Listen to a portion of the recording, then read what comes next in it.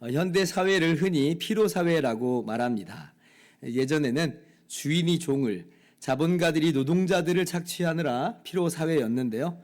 근데 지금은 거기에 한술 더 떠서 자기가 자기 자신을 착취하기까지 한다는 거예요. 그래서 더욱 심각한 피로사회가 되었다는 것입니다. 예를 들면 이런 거예요. 넌 할 수 있어. 조금만 더 힘을 내. 성공하려면 남들보다 더 열심히 해야지 라고 하면서 계속 자신을 몰아붙이는 거예요. 성과를 내야 되니까 피로하고, 경쟁에서 이기고 앞서 나가야 되니까 피로하고, 오늘날 얼마나 성과주의와 우리 경쟁 사회에 우리가 매몰되어 있습니까? 그야말로 피로사회죠. 그러다가 조금이라도 뒤처지는 것 같으면 어때요? 막 조바심이 나죠. 이제 완전히 근데 뒤처져 버렸다. 그러면 줄이 그냥 툭 끊어진 것 같이 그렇게 삶의 무기력에 빠져버리고, 그리고 자신을 자책까지 합니다. 이 못난 놈. 자, 그럼 좀 앞서 나가면 이제는 뭐 제대로 발 뻗고 편히 사는가? 아니죠. 수많은 잠재적 경쟁자들, 도전자들하고 계속 경쟁하느라 쉼이 없습니다. 조금만 쉬면 뒤로 확 밀려나갈 것만 같은 그런 느낌이 들어요. 어느 사격 선수가 그러더만요. 남들이 150발 쏠 때면 저는 300발, 500발을 쏩니다. 아니, 그러면 누가 700발 쏘면 그럼 어떻게 해요? 그럼 1000발 쏴야 되는 거예요. 1000발 쏘겠죠, 아마도. 그래야 계속 성과를 내고, 그래야 계속 이길 수 있으니까요. 그렇게 계속 자기 자신을 채근하는 거예요. 그래서 이 같은 피로 사회에서는 누구도 참된 쉼을 누리지 못합니다. 그런데 교회 안에서도 이러한 피로 사회의 모습이 침투하여 있다는 것을 우리가 알 필요가 있어요. 우리가 갈라디아서에서 계속 나누고 있는 율법주의 기독교가 바로 그러한 모습입니다.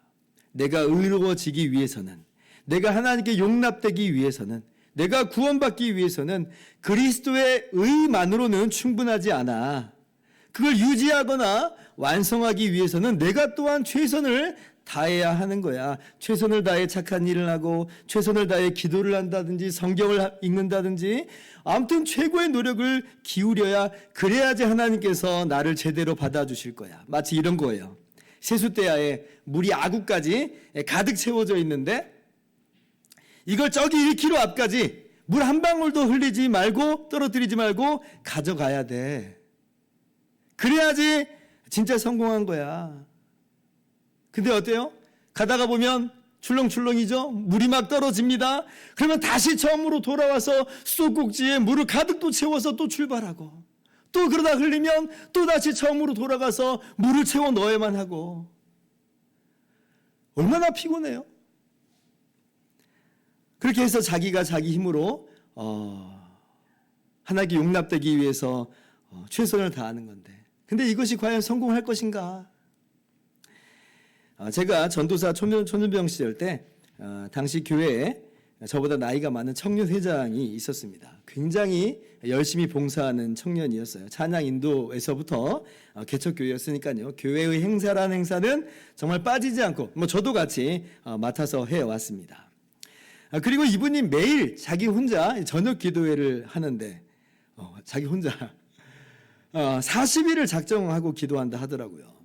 무슨 이유에서 그랬는지는 제가 잘 모릅니다만은 40일 동안 작정 기도한다. 대단하죠. 근데 제가 그때 기억하는 것 중에 하나가 뭐였냐면, 이분의 이 결단이 이런 거예요. 40일 도중에 하루라도 어떻게 하다가 그냥 빼먹으면 그럼 처음부터 다시 시작.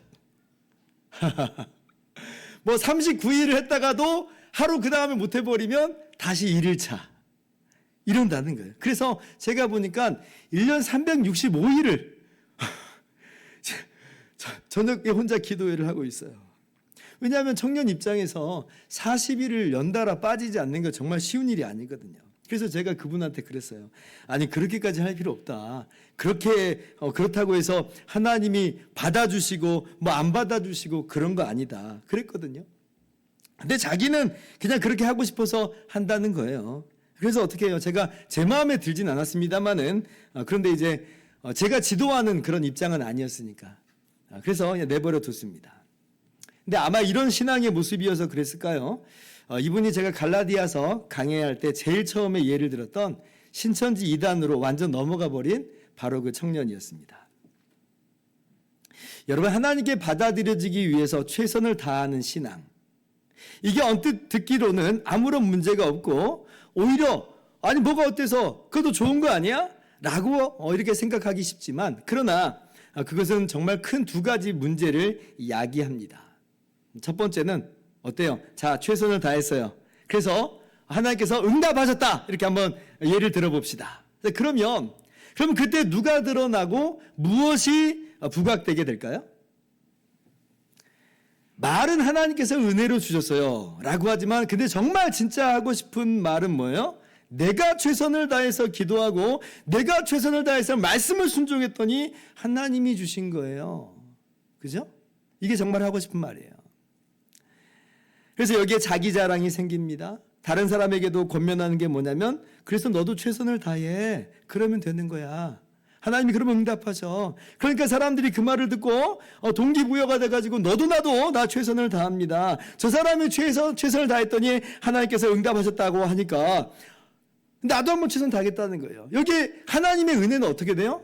쑥 다 빠져버려요. 은혜는 빠져버리고 최선만 부각됩니다. 하나님의 은혜, 하나님의 영광은 아무데도 없어요.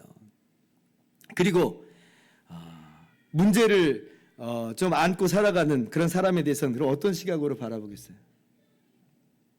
최선을 다해서 그러지 않은 거예요, 그 사람은. 그러니까 판단하고 정죄하기 일수가 되어버립니다. 그러니까 하나님의 은혜, 하나님의 영광은 없어져 버리는 거예요. 두 번째 문제는 뭐예요? 자, 근데 뭔가 내 삶에 문제가 터졌어요. 혹은 나에게는 하나님의 응답이 없어요. 나는 계속 이 모양 이 꼴이에요. 자, 그럼 뭐가 제일 먼저 떠오를까요? 자, 최선을 다한 자에게 하나님께서 은혜를 주시고 하나님께서 응답하신다고 했으니까, 그럼 뭐예요? 아, 내가 최선을 다하지 못해서 그런 건가? 내가 혹시 문제가 있는가? 그래서 어때요? 더 최선을 다하려고 하고 더 뭔가를 해보려고 최선의 경주를 합니다. 근데 여러분, 도대체 어느 정도 최선을 다하면 하나님이 받아들여 주실까요? 그런데도 혹시 계속 그 모양이에요. 그럼 어때요? 아직도 내가 부족한 것이 있는가? 라고 하면서 불안함과 조바심 속에서 자신을 쥐어짜면서 삽니다. 아니면 아예 자포자기하고 나가 떨어져 버리는 거죠. 그러니까 자신을 착취하고 몰아붙이면서 이 평안을 누리지를 못해요. 불안해요. 이것이 뭐예요? 피로사회죠. 다른 사람들은 응답받았다는데 하면서 계속 자신을 몰아붙입니다.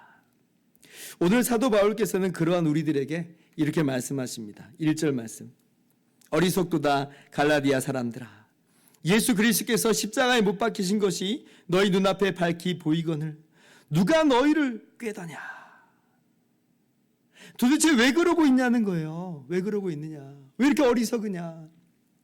사람이 의롭게 되는 것은 율법의 행위로서가 아니라 오직 예수 그리스도를 믿음으로 말미암는데, 그래서 우리는 우리의 의가 되어주신 예수님 안에서 완전히 하나님께 받아들여졌는데 왜 예수님으로는 충분하지 않은 것처럼 너희의 율법의 행위를 의지하려 드느냐.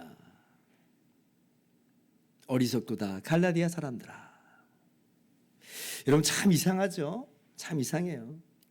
우리는 오직 예수 그리스도를 믿음으로써 거저 의롭다함을 받습니다. 이건 전적으로 하나님의 은혜고 선물입니다. 그러면 얼씨구나 할렐루야 하면서 마냥 기뻐하고 감사하고 감격할 것 같은데, 그런데 사람이 안 그렇습니다.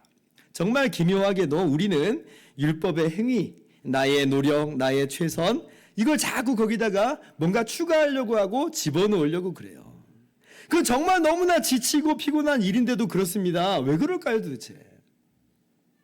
그 이유를 몇 가지 생각해 볼 수 있을 것 같은데요. 첫 번째 이런 거예요.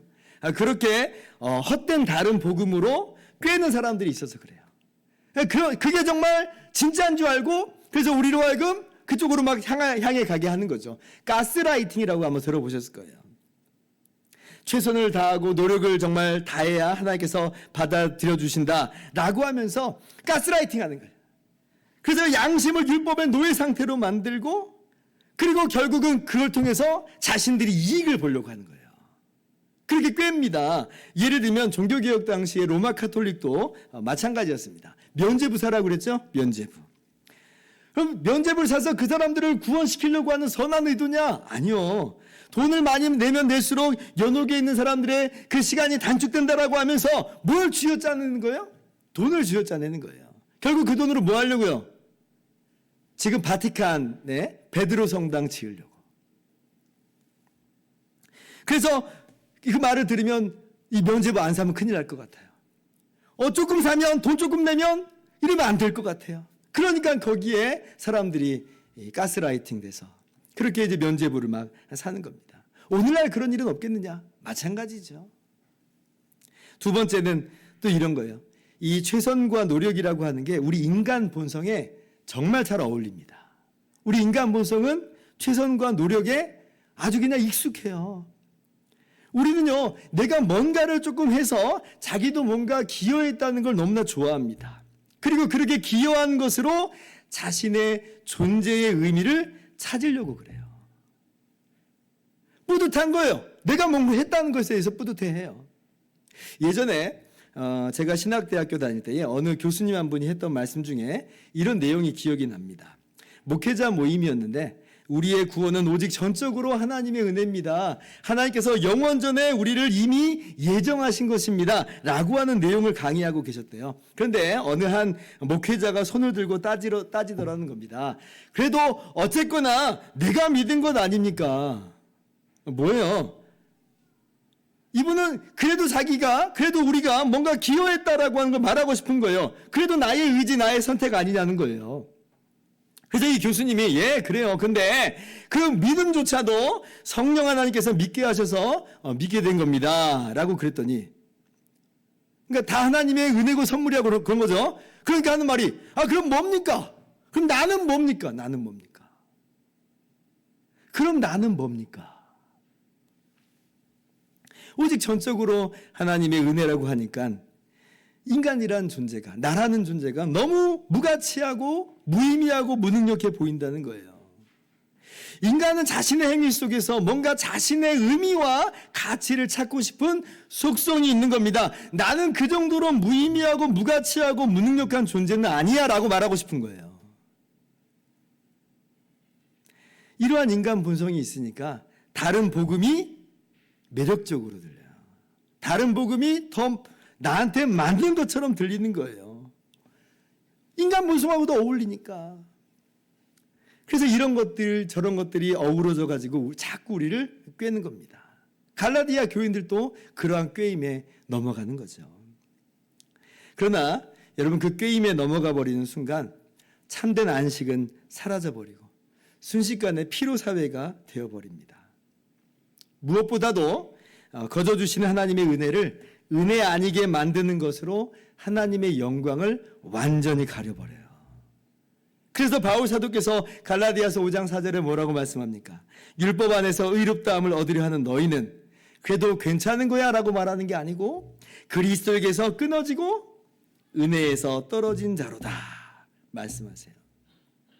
우리도요, 행여나 나의 최선과 나의 노력으로 하나님께 받아들여지기를 바라는 그러한 불순한 모습, 그러한 어리석은 모습이 있지는 않는가 돌아보아야 할 것입니다. 여러분, 예수님께서 십자가에 못 박혀 죽으셨을 때에 다 이루었다라고 말씀하셨어요.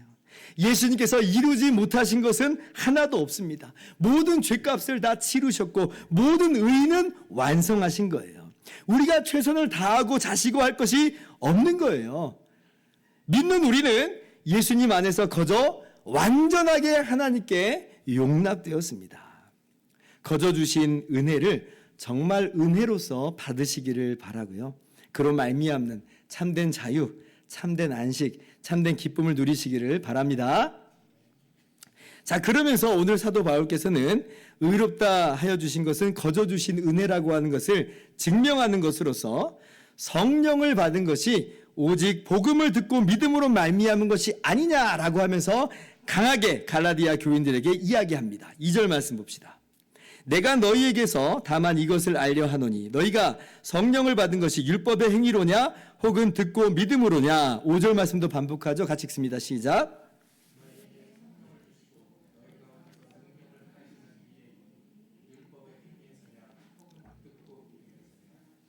자, 정답은 뭐예요? 자, 갈라디아 교인들이 곰곰이 생각하면서 뭐라고 답을 할까요? 예, 복음을 듣고 믿음에 섭니다. 이렇게 대답을 하였을 것입니다. 왜냐하면 지금 바울 사도께서 니들도 다 아는 걸 내가 하나 물어보겠다, 그런 뉘앙스잖아요. 너희도 알다시피 듣고 믿음으로 성령님을 받지 않았느냐. 3절. 그런데 너희가 이같이 어리석으냐. 성령으로 시작하였다가 이제는 육체로 마치겠느냐. 아마 제가 추측하기로는 이 내용부터 이해가 좀 잘 안 되시는 분들이 있으실 거라 생각이 듭니다. 특히 저처럼 예전에 오순절 계통의 교회에서 신앙생활을 하신 분들은 더 이해하기 난해할 수 있어요. 이게 도대체 무슨 소리지? 왜냐하면 제가 이제 청년 시절까지 순복음교회에서 신앙생활을 했는데요. 거기에서는 성령을 받기 위해서는 정말 최선을 다해야 된다, 이렇게 가르쳤거든요. 예를 들면 이런 겁니다. 너의 죄를 하나도 남김없이 다 토해 놓아야 된다. 회개기도 해야 된다. 간절히 사모하고 정말 사모해야 된다. 그래야지 성령 받는다. 이렇게 가르쳤어요. 그래서 집회 시간에요. 통성기도 시간이 1시간이었거든요. 1시간씩 했어요. 그보다 더 길 때도 있었습니다. 근데 그때 이제 어느 때는 회개기도만 30분 시켜요. 그리고 성령 충만 주세요. 이거 30분 합니다. 이게 1시간이에요. 여러분 상상이 안 되죠? 근데 순복음교회 다니신 분들은 이게 지금 어떤 내용인지 이해를 하십니다. 순복음교회에서는 그러다가 이제 방언도 하고 막 은사도 체험하고 이제 하는 걸 이제 성령 받았다. 이걸 뭐 성령 세례다 이렇게 불렀습니다. 그러니까 아니 성령 받기 위해서는 정말 사모하고 기도하고 막 수고로움을 마다하지 않아야 됐는데, 근데 듣고 믿음으로만 성령 받는다 하니까 이게 오늘 말씀 이해가 참 어려운 거예요. 자, 그런데 오늘 성령을 받았다라고 하는 말씀은 순복음교회에서 이 성령 세례라고 부르는 그 내용이 아니라 순복음교회에서 성령 내주라고 하는 바로 그런 내용이고요. 우리 장로교회에서는 이걸 가지고 성경적 용법으로 성령 세례라고 부르는 겁니다. 우리는 성령 세례라고 불러요. 여러분 장로교회의 성령 세례하고 순복음교회의 성령 세례는 용법이 전혀 달라요. 저는 성령 세례를 말할 때 항상 장로교회 용법으로 이야기합니다. 성경적 용법으로 말하는 거예요. 여러분들 오해하지 말라고 제가 말씀을 미리 드리는 거예요. 자, 그러면 듣고 믿음으로 성령님을 받았다는 것이 어떻게 거저 의롭다 하여 주신 은혜에 대한 증명이 되는 것인가 한번 살펴봅시다. 자, 고린도전서 12장 3절부터 한번 볼게요. 제가 읽겠습니다. 그러므로 내가 너희에게 알리노니 하나님이 영으로 말하는 자는 누구든지 예수를 저주할 자라 하지 아니하고 또 성령으로 아니하고는 누구든지 예수를 주시라 할 수 없느니라. 자, 우리가 예수님을 나의 주와 나의 구원자로 믿습니다. 그죠? 믿으십니까? 예, 믿으시죠. 자, 그런데 말씀을 따르면, 오늘 이 말씀 따르면 누가 역사하신 거예요? 성령님께서 역사하신다는 거다. 이거 말씀하잖아요. 성령으로 아니하고는 누구든지 예수를 주시라 할 수 없느니라. 그러니까 성령께서 우리 안에 믿음을 불러일으키시는 거예요. 그래서 우리가 예수님을 나의 주와 나의 구원자로 신하는 거예요. 믿는 거예요. 그럼 뭐냐? 성령께서 우리 안에서 역사하시는 것이다. 우리가 지금도 예수님을 나의 주와 구원자로 고백하는 건 누구 때문이다? 성령 하나님의 역사인 거예요. 자, 그래서 어떻게 되었느냐? 12장 13절 같이 읽어봅시다. 시작. 우리가 유대인이나 헬라인이나 종이나 자유인이나 단 성령으로 세례를 받아 한 몸이 되었고 또 단 성령을 마시게 하셨느니라. 27절. 너희는 그리스도의 몸이요 지체의 각 부분이라. 자, 보세요. 그렇게 예수님을 주와 구주로 믿는 사람은 어떻게 된 것이냐면 성령으로 세례를 받아 그리스도의 한 몸이 된 것이다 라는 거예요. 이게 단순히 성령님께서 또 도구로서만 역사하신 것이 아님을 분명히 하시기 위해서 뭐라고까지 말씀하세요? 한 성령을 마신 것이다. 마신 것이다. 그러니까 성령님께서 우리 안에 계신다는 거예요. 이게 바로 이제 성령 세례의 용법입니다. 성경적 용법이에요. 자, 그러면 이게 뭐예요? 예수님을 믿을 때에 역사하시는 성령님께서 심지어 우리 안에 주어지는 거예요. 그래서 우리는 그렇게 성령님을 받아서 그리스도의 몸이 되는 것이다. 그리스도와 연합하게 되는 것이다. 이 내용입니다. 즉 성령님께서는 우리로 하여금 예수님을 믿게 하시는 영이요, 그리고 우리 안에 거하셔서 우리로 하여금 예수님의 몸이 되게 하는 예수님과 연합하게 하시는 영이세요. 자, 그러므로 나는 예수님을 믿긴 믿는데 성령님이 내 안에 계시는지 안 계시는지 난 잘 모르겠어. 나는 성령님을 받았는지 안 받았는지 잘 모르겠어. 난 성령님 안 받은 것 같아. 여러분, 그런 거 없어요. 그런 거 없어요. 여러분, 그 말은 어떤 말이 돼버리냐면 나는 예수님을 믿어. 그런데 그리스도의 몸은 아니야. 이 말이에요. 왜? 성령님을 받아야 우리가 예수님의 몸이 되는데 난 예수님 믿어. 근데 그리스도의 몸은 아니야. 그럼 이게 무슨 얘기예요? 그리스도의 몸이 아니라는 얘기는 구원 못 받았다는 얘기거든요. 그럼 나는 예수님을 믿는데 구원 못 받았어. 이게 말이 되는 얘기예요? 믿는 자는 영생을 가졌나니 분명히 성경이 이야기하는데 모순이에요. 말이 안 돼요. 그래서 나는 예수님을 믿는데 성령님은 못 받아서 그런 일은 결코 없습니다. 오히려 둘 중에 하나예요. 아직 예수님을 안 믿는 것이든지 아니면 이미 성령님을 받았는데 잘 못 배워서 또 잘 몰라서든지 둘 중에 하나입니다. 여러분 꼭 기억하세요. 로마서 8장 9절이에요. 누구든지 그리스도의 영, 성령님이 없으면 그리스도의 사람이 아니라. 그죠? 믿는 자에겐 성령님께서 함께 하셔서 그리스도의 몸이 되게 하십니다. 성령 받은 거예요. 믿으시기 바랍니다. 자, 여기까지 이해가 되셨을 거예요. 자, 그렇다면 오늘 말씀은 무슨 뜻이냐면요. 그렇게 성령님을 받는 것이, 그래서 예수님과 한 몸을 이루게 된 것이 과연 율법의 행위로 말미암은 거냐, 아니면 복음을 듣고 믿음으로 말미암은 것이냐. 오늘 사도 바울께서는 이 질문을 던지고 있는 거예요. 우리가 주 예수님과 한 몸으로 연합하게 된 것이, 성령으로 세례를 받은 것이 우리의 최선과 노력 때문이었습니까? 결코 아니죠. 믿을 때에 성령을 받아 그리스도와 하나가 된 거예요. 더 쉽게 말씀을 드린다면, 자, 물로 세례를 받았다라고 하는 것은 이러한 성령 세례의 외적 표시인데요. 여러분 어떻게 물세례 받으셨어요? 물세례 받기 위해서 무슨 조건과 어떤 수행과 수련을 다해서 그래서 물세례를 받은 겁니까? 아니죠. 우리는 오직 예수님을 주와 구주로 믿은 것으로 그렇게 물세례를 받은 거예요. 우리 장로교가 세례를 받는데 1년이라고 하는 과정을 두는 것은 무슨 수련 과정으로서 그걸 통과해야만 세례 주는 그런 내용이 아니에요. 장로교에서 1년의 기간을 두는 것은 정말 참 믿고 있는 거냐, 잠시 일시적으로 믿는 그런 거 아니냐, 그걸 들여다보는 것뿐이에요. 예수님을 주와 구주로 믿으면 바로 그것으로 세례를 받는 거예요. 자, 그러면 그 물세례는 성령 세례의 외적 표시라고 그랬어요. 본질은 성령 세례라고 그랬습니다. 그러면 우리가 어떻게 성령 세례를 받는 거예요? 마치 물세례를 믿음으로 받는 것처럼 우리가 믿을 때에 우리는 성령을 받는 거예요. 성령 세례를 받는 거예요. 오늘 바울 사도께서 그 내용을 갈라디아 교인들에게 이야기하고 있는 거죠. 니들이 예수님 믿을 때 물세례 받았지? 물세례는 바로 예수님과의 연합을 이루는 사건을 가리키고 있는 거 알고 있지? 다른 말로 그것이 성령을 받는 성령 세례인 거 알고 있지? 그럼 성령 세례 받는 거, 성령 받는 거 듣고 믿음에서야, 아니면 율법의 행위에서야. 처음 믿음을 가졌을 때 물어보는 거예요. 어떻게 믿게 됐느냐? 어떻게 세례를 받게 됐느냐? 믿음으로 받은 거 아니냐? 다른 아무것도 요구하지 않은 거 아니냐? 그렇게 시작을 했는데 왜 지금 엉뚱한 길로 가고 있느냐? 대답해봐라. 우리는 예수님과 연합했기 때문에 주님과 함께 죽은 것이고, 그렇게 주님의 십자가로 우리의 모든 죄값이 다 치루어졌는데, 그렇게 우리가 구원을 받았는데 그게 듣고 믿음으로 말미암은 거냐, 아니면 율법의 행위로서 말미암느냐? 예수님과 연합했기 때문에 주님의 부활과 함께 우리가 다시 살게 됐고, 예수님의 의가 우리의 의가 되었는데 그게 믿음으로 말미암은 거냐, 아니면 율법의 행위로 말미암은 거냐?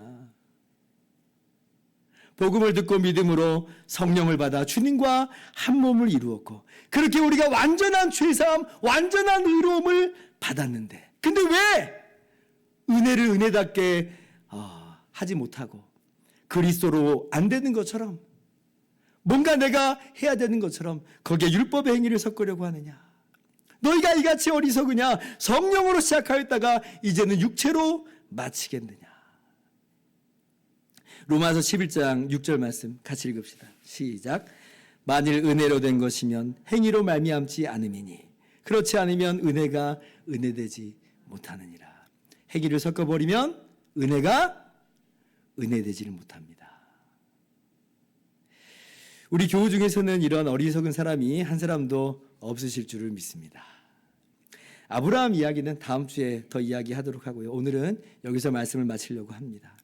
여러분, 우리의 최선과 수고와 노력으로가 아니라 오직 예수님을 믿음으로 우리가 거저 완전히 의롭다함을 얻었다라고 하는, 하나님께 용납되었다라고 하는 이 복음의 말씀을 여러분 다시 한번 우리가 들었습니다.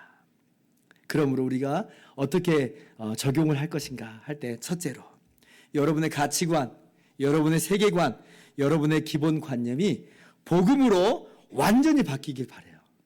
완전히 복음으로 바뀌길 바랍니다. 우리는 뭔가 그래도 내가 좀 해야 된다라고 하는 그런 인간 본성이 있다고 그랬잖아요. 근데 복음으로 그것을 완전히 뒤엎어버리세요. 우리가 하는 것으로 우리가 의롭다함을 얻고 하나님께 용납되는 것이 전혀 아닙니다.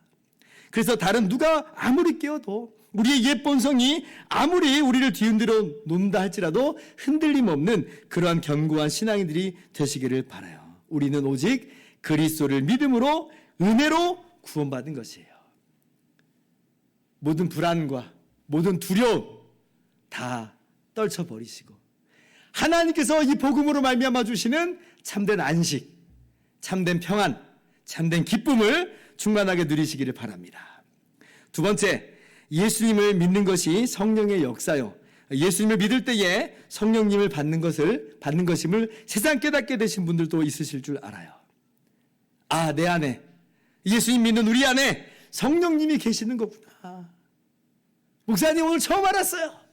예, 성령님이 우리 안에 거하세요. 자, 그렇다면 우리가요, 나 홀로 외롭게 걸어가는 인생들이 아니라, 나만 고군분투하는 것 같은 그런 인생이 아니라 뭐예요?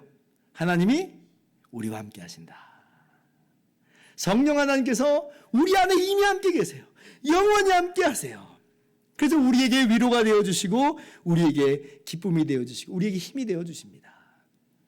우리 홀로 걸어가는 길이 아니요, 하나님께서 우리와 함께 걸어가시는 그 길인 줄을 알고, 여러분도 이 안에서도 참된 기쁨과 안식을 누리시기를 바랍니다. 마지막 세 번째, 성령님으로 말미암아 우리가 주 예수 그리스도와 한 몸이 되었으니 성령님의 인도하심을 따라 예수님의 주인 되심을 고백하면서 우리의 인생의 주권을 항상 주님께 내어 올려드리시기를 주님의 이름으로 축원합니다. 여러분, 예수님이 영원히 우리 인생을 책임져 주셨는데 우리가 드리지 못할 게 뭐가 있어요? 우리가 노력해서, 우리가 최선을 다해서 그렇게 뭔가 주님께 올려드리려고 하지를 말고, 오히려 주님이 우리의 머리이십니다, 주님이 우리의 주인이십니다 라고 주님 앞에 무릎을 꿇는 거예요. 그 성령님의 인도하심을 받아 머리 대신 주님께 복종하는 삶입니다. 그렇게 주님의 말씀에 기쁨으로, 사랑과 감사로 순종의 삶을 살아가는 것이 거저 구원받은, 이 놀라운 은혜를 거저받은 우리의 마땅한 삶이에요. 우리가 의롭게 되기 위한 증명과 조건으로서가 아니라 거저 의롭다 하시고 거저 용납하여 주신 은혜를 알기 때문에 기쁨과 감사로, 사랑으로 머리 대신 주님께 순종하면서 나가는 거죠. 그렇게 여러분의 인생의 주인이 오직 예수님인 줄을 깨닫고 주님과 한 몸 된 주의 몸된 지체로서 주님을 따라 걸어가는 저와 여러분 모두 되기를 주님의 이름으로 축원합니다. 우리 함께 이 시간에 찬양하고 기도하는 시간을 좀 갖도록 하겠습니다. 우리들을 위하여 십자가에 못 박혀, 이 찬양이에요. 우리와 하나가 되어주신, 우리의 머리 되신 예수님께서 우리의 완전한 의로움이 되셨습니다. 그래서 우리는 의인이에요. 우리들을 위하여 십자가에 못 박혀 모든 죄를 용서하사 의인 삼아 주신 주 어떤 일이 있어도 나를 버리지 않고 죽기까지 사랑하신 나의 귀한 예수님 내 마음에 한 자리 가장 귀한 그 자리 주 오셔서 앉으소서 주님만 나의 보배 내 마음에 한 자리 가장 귀한 그 자리 주 오셔서 다스리소서 주님만 나의